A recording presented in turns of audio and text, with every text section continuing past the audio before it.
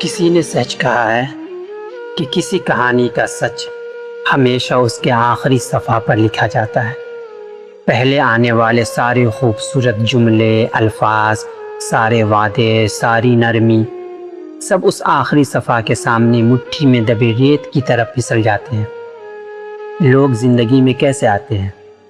مسکراہٹوں کے ساتھ آہستہ آہستہ دل میں گھر کر جاتے ہیں۔ وہ ہاتھ پکڑتے ہیں، آنکھوں میں دیکھتے ہیں اور کہتے ہیں کہ تم اکیلے نہیں ہو۔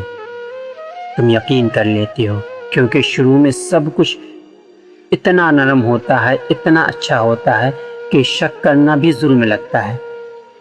لیکن وقت دھیرے دھیرے گزرتا ہے، رشتے کی چہل پہل کم ہوتی ہے۔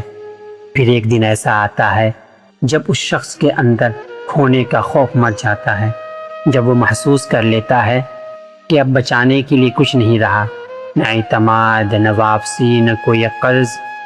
اس دن اس کا اصلی چہرہ سامنے آتا ہے۔ اس دن الفاظ کا وزن بدل جاتا ہے۔ پہلے جو باتیں دل سے نکلتی تھی اب وہ صرف زبان سے نکلتی ہیں۔ پہلے جو خاموشی محبت میں تھی اب وہ لاپرواہی بن جاتی ہے۔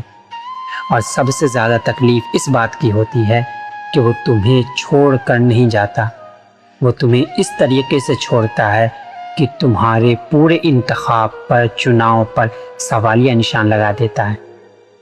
تنہائی سے زیادہ اس کا آخری برتاؤ توڑ دیتا ہے، کیونکہ تنہائی تو وقت کے ساتھ ہلکی اور مدھم پڑ جاتی ہے، لیکن وہ آخری رویہ یادوں کی ہر گوشے میں بیٹھ کر بار بار یاد دلاتا رہتا ہے کہ تم نے جسے اپنا سمجھا تھا وہ کبھی تمہارا تھا ہی نہیں۔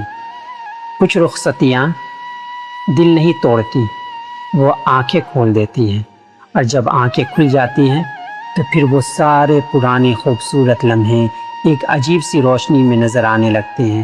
تم سوچتے ہو کیا وہ مسکراہٹ بھی جھوٹی تھی؟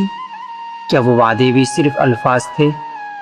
کیا میں اتنا اناڑی تھا کہ دیکھ نہ سکا؟ لیکن سچ یہ ہے کہ تم اناڑی نہیں تھے، تم نے صرف ایمان رکھا تھا، اور ایمان رکھنا کبھی غلط نہیں ہوتا۔ غلط وہ ہوتا ہے جو آخر میں اپنا اصلی روپ، اپنی اصلی صورت دکھا کر تمہارے ایمان کا استعمال کر جاتا ہے۔ آخر میں صرف ایک بات رہ جاتی ہے، جو شخص تمہیں چھوڑتے وقت تمہاری قیمت نہیں سمجھتا، وہ کبھی تمہاری قیمت سمجھتا ہی نہیں تھا۔